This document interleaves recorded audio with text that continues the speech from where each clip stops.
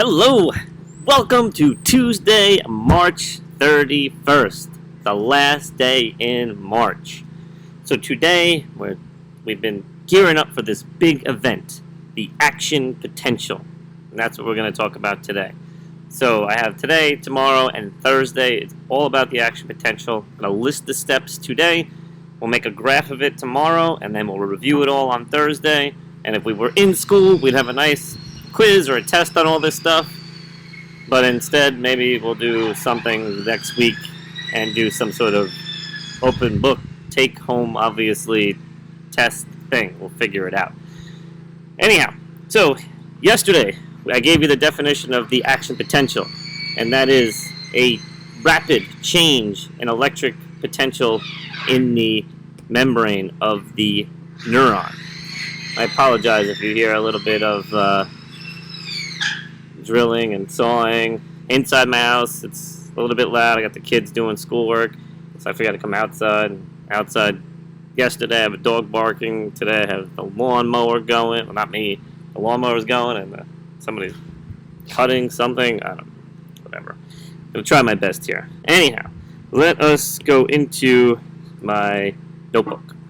Alright, so we have a bunch of steps that are going to take place. I have a bunch of vocabulary for you, and we are going to do this. We are looking at the neuron right now. And what you see here is I have my little square, and then we're focusing it in on it, and then boom, I have two different channels. Can you guess what they are? One is a sodium channel, the other is a potassium channel. Now these are different. They're not the sodium-potassium pump. These are separate. Right here, we're going to call these stimulus-gated sodium and potassium channels. Really, we're looking at stimulus-gated sodium channels. For now, forget about the potassium. Right, so, you get a stimulus. What's a stimulus? You get a bug crawling up your arm. You get light coming out. It's very bright outside. That's why my glasses keep turning to this color. Maybe tomorrow I'll wear contacts. I'm going to do it. Maybe you hear a loud sound. Howdy! Right? You hear something loud. That's a stimulus. So what's going to happen? Your stimulus-gated sodium channels are going to open. And where's the sodium going to go? It's going to go into the neuron. Why? Because the neuron is very negative and sodium is very positive. But that's not why.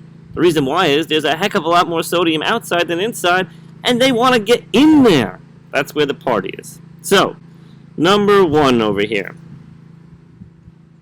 Let me just see what I'm going to write. Number one. A stimulus causes stimulus-gated sodium channels to open. And so what happens here? You have sodium rushes in, and the membrane potential is going to change, right? So we're going to go from negative 70 up to negative 55 millivolts. All right, so membrane potential increases. So we started at negative 70 millivolts, and it's going to increase to something called, threshold. What's threshold?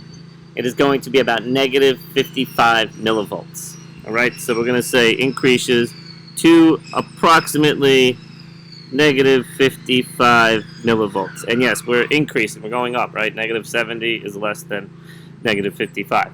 So it's going up. And negative 55 millivolts is called threshold. What does that mean? What is threshold? What this means is if it hits negative 55, that means the stimulus is enough to send it throughout the neuron. In other words, it's going to now propagate. So what happens? We have these things called voltage-gated channels. We have voltage-gated sodium channels and voltage-gated potassium channels. They are going to open. So now you're going to have more sodium rushing in, making this neuron more positive. Just Think about it. Just think about what's going on. Like, boop, boop, boop. It's just happening, right? So, that was number 1. Number 2, when threshold is met,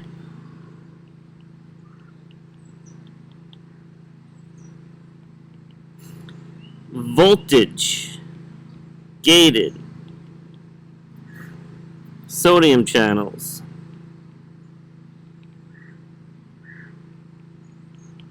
open. And this causes a rush of sodium into the cell. I'm going to say neuron on here because that's really what we're talking about, but it's a cell. Into the neuron. So we are going to go from negative 70 to negative 55 and then boom, all the way up to approximately plus 30 millivolts. Now, it's give or take. You read different textbooks. I have like 4 anatomy textbooks in my office that I can't read right now because they're in my office. And they all say somewhere around that. Anyhow, so the change is going, the membrane potential is going to change. Membrane potential increases to plus 30. And that's it. That's as high as it goes. When it hits plus 30, boom, they shut. Those sodium channels, they all close. So if they close, then what? Think of it like a graph, right? We're going. We're spiking up. And now everything's shut. Now no more sodium can get in. You're out of here. So, during the time when we had the stimulus-gated sodium channels open and hit threshold, we also had potassium channels open. But they're slow! Isn't that, think about that, they're slow. That's a good thing, right? So now, inside the cell, the potassium-gated channels open. When they open, where's the potassium going to go? Out, right? So when they go out, that would mean that your plus 30 is now going to go back down because you're going to lose the positive sodium. It's going to fall down, fall down, fall down. And as a matter of fact, it goes even below your negative 70. And then it'll come back up, but we'll talk about that in a minute. So, number 3. Number 3. Voltage gated potassium channels open, and potassium moves outside the neuron. And so what does this do? This brings the electric potential back down, right? The electric potential decreases. Again, you think of it like a graph. You're at negative 70, all the way up to plus 30, and now the sodium channel shut. Potassium is going to leave the cell. Now we're coming back down, coming back down, coming back down. And it actually dips below the potential, dips below, whoa, wind, negative 70 millivolts. So, now we're below negative 70. How do we get back to our negative 70 millivolts, right? So if we're looking over here, our sodium came in, right? It came in, it came in, it came in, then that shut. So then our potassium, that went out, went out, went out. Now that's going to shut. How do we get back to our normal membrane potential? Do you remember? You remember from yesterday and Thursday? Our boy, the sodium potassium pump. This is amazing. Think about it. This all goes on. You don't even think about it. So, the number 4. The potassium channels shut. Therefore, no more potassium leaves. But we're still below negative 70 millivolts, so we got to get back up to the negative 70. And the sodium potassium pump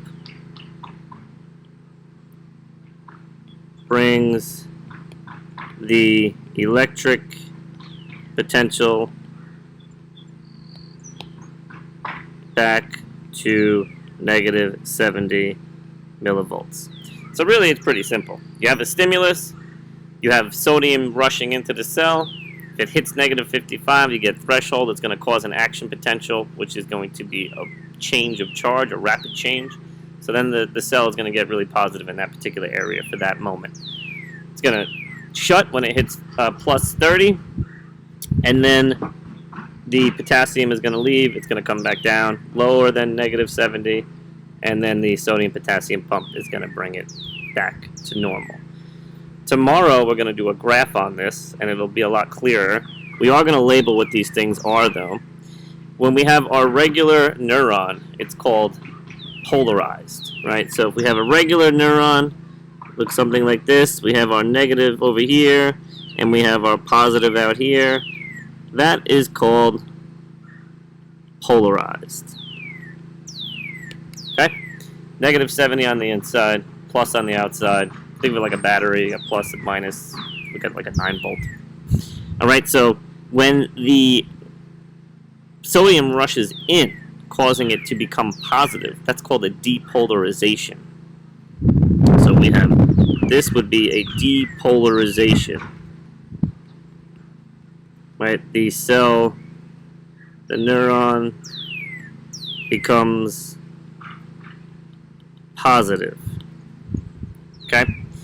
And then, when we're coming back down to normal, that is called repolarization.